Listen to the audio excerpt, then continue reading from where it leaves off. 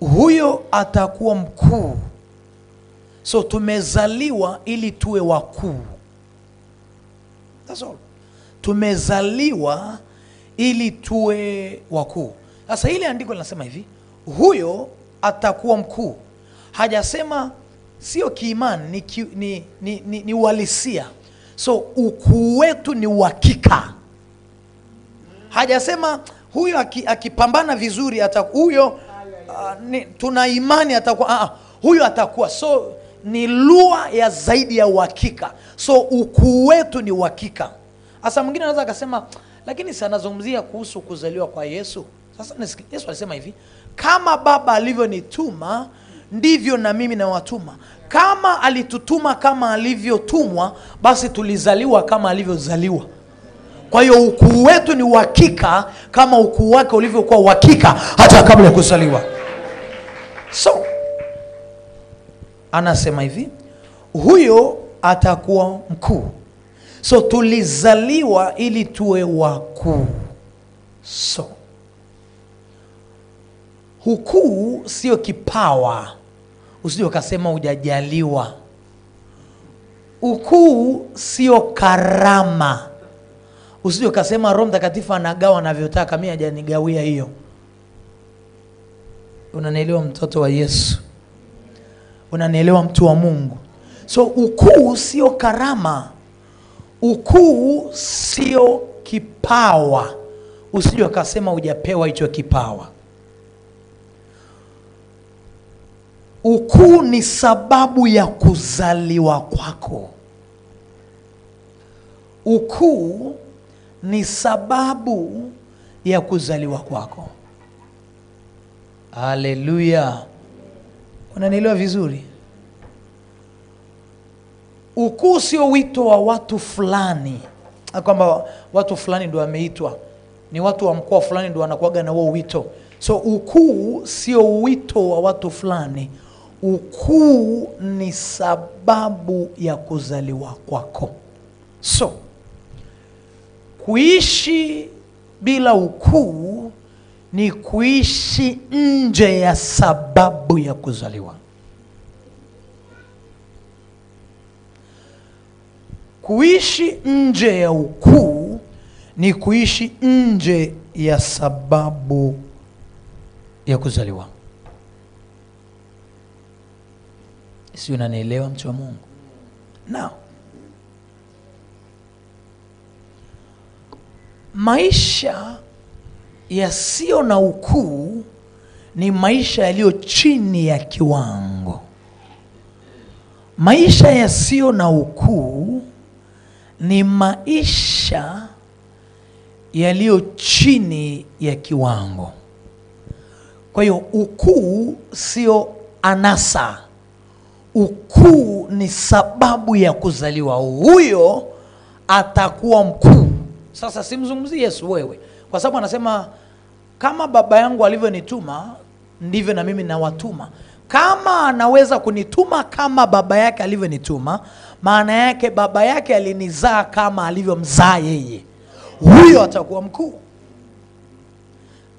Kwa hiyo ukuu ni uhalisia wala sio ahadi. Ukuu sio wala sio nabii, kwamba naona ndani yako kuna sio nabii. Pastor Ibrahim ni mwanaume, kwa hiyo sihitaji kumwambia yes, naona wewe ni wa kiume. Yeye mwenyewe anajua. Kwa kuna vitu ni uhalisia, sio ahadi wala sio nabii. Ukuu ndani yako sio nabii wala sio ahadi, ni uhalisia wa sasa. Now, get this point again. Anasema huyo, bado tuko kwenye ile andiko, huyo atakuwa nani? Huyo atakuwa mkuu, ataitwa mwana wa aliye juu. Bwana Mungu atampa kiti cha enzi cha Daudi baba yake. Huyo atakuwa mkuu. Now, naomba nisikilize. Hatukutani na ukuu kwenye maisha, tulizaliwa na ukuu. Hatukutani na ukuu kwenye maisha au njiani, tulizaliwa na ukuu. Kwa sababu anasema huyo atakuwa mkuu. Yani kabla ya kuzaliwa, huyo anayekuja naombeni mjue tu habari zake. Atakuwa mkuu, ataitwa mwana wa aliye juu. Bwana Mungu atampa kiti cha enzi cha Daudi baba yake. So huyu atakuwa mkuu. Hatukutani na ukuu njiani, tunazaliwa na ukuu. Kwa tafsiri hiyo sasa, hakuna aliye mtupu kati yetu. Kila mmoja ni carrier ya ukuu. Hakuna mtupu kati yetu. Kila mmoja ni mbeba ukuu, ni carrier ya ukuu. Huyo atakuwa mkuu. So hatukutani na ukuu baadaye, tunazaliwa na ukuu. Kwa hiyo umejengwa, sio utajengwa, umejengwa kwa ajili ya ukuu. Kwa hiyo kwetu ukuu sio bahati mbaya, kwetu ukuu sio bahati nzuri. Ukuu ni sababu ya sisi kuzaliwa.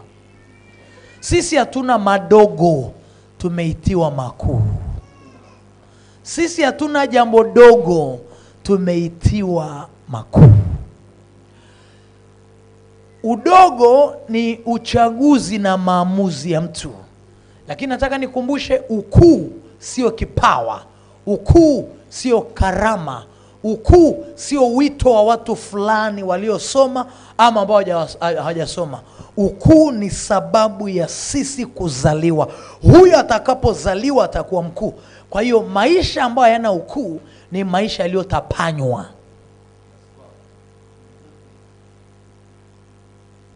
Unanielewa mtu wa Mungu?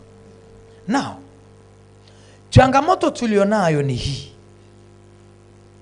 Changamoto tulionayo ni hii. Tuna watu wenye ukuu lakini hawana uwezo wa kuelezea ukuu. Au tuna watu ambao ni very gifted lakini very stupid. Tuna watu ambao wana greatness lakini wana ignorance. They are very ignorant. Kwa sababu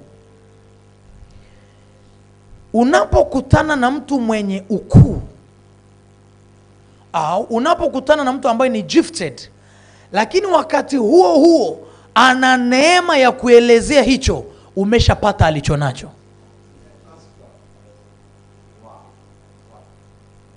Hii ni kwa sababu mambo ya kiungu huambukizika kwa taarifa. Sasa tuna watu ambao ni gifted, talented, anointed, lakini bring them on table, they lack spiritual language to explain spiritual matters. Na uzuri ama ubaya wa vitu vya kiroho vinaenezeka, vinaambukizika kwa information. Kitabu cha Mathayo 17 mstari wa 16 mpaka 19. Kitabu cha Mathayo sura ile ya 17 mstari wa 16 hadi 19. Wanafunzi wa Yesu waliletewa pepo, wakafanya majaribio. Biblia inasema, nikamleta kwa wanafunzi wako wasiweze. Mstari wa 17. Yesu akajibu akasema, enyi kizazi kisicho amini, kilichopotoka, nitakaa pamoja nanyi hata lini? Nitachukuliana nanyi hata lini? Mlecheni huku kwangu. Yesu akamkemea pepo, naye akamtoka, yule kijana akapona tangu saa hili. Sasa mstari wa 19 ambao ndio focus yangu. Kisha wale wanafunzi wakamwendea Yesu kwa faraga, wakasema, mbona sisi hatukuweza kumtoa? Ni hekima kumuuliza anayeweza kufanya kitu ambacho wewe huwezi kukifanya. Ni hekima kumuuliza aliyefanikiwa kwenye eneo fulani, wewe umewezaje? Hii ni kwa sababu taarifa uwezesha. Lakini tuko kwenye kizazi ambacho hakiwezi kuexplain. Yesu alipofatwa hakuwaombea. Ukiendelea kusoma, alianza kuexplain. Ndio maana baadaye waliweza kufanya kama Yesu hata na zaidi. Kwa sababu hawakukaa au hawakuonana tu na mtu mkuu, walikutana na mtu aliyekuwa na uwezo wa kuelezea ukuu. So hatuhitaji tu watu wenye ukuu, hatuhitaji tu watu wenye vipawa, hatuhitaji tu watu ambao wako gifted. We need people ambao wana language ya kuexplain walicho nacho. Kwa hiyo janga tulilo nalo, tuna watu wenye upako, wenye karama, wenye vipawa, lakini they cannot explain it. Na huwa wana summarize kwa kusema hivi, ukiwauliza wanakuambia ni kwa neema. Tunajua ni kwa neema, hata sisi ni product ya neema.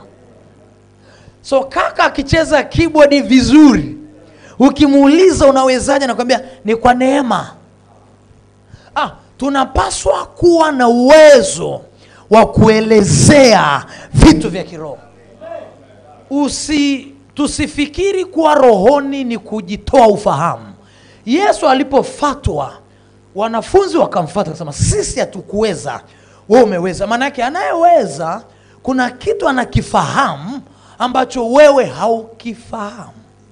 Kwa hiyo ni hekima kutaka kujua kwa aliyeweza au kwa anayeweza. Ni wisdom. Ni hekima, ni wisdom. Sasa Yesu alipofatwa, sisi watu tuna summarize kwa kusema ni neema ya Bwana. Unajua mtu ambaye hata perfume aliyotumia ni nzuri. Mimi nikisikia, sio kwamba nanusa watu, lakini nikisikia, sio, unajua pua haina pazia. Nikisikia perfume uliyotumia ni nzuri, nitakuuliza hii ni perfume gani? Hasa wapendwa, tumekuwa wa rohoni kiasi kwamba unamuuliza mtu hii ni perfume gani, anakuambia ni damu ya Yesu. Kuwa wa kiroho sio kuwa mpumbavu. So lazima tuje kwenye level ya kuweza kuelezea vitu vya kiroho. Sasa narudia, unapokutana na mtu mwenye uwezo wa kuelezea vitu vya kiroho, umeshavipata. Ukikutana na mtu mwenye uwezo wa kufafanua alichonacho, umeshatoboa.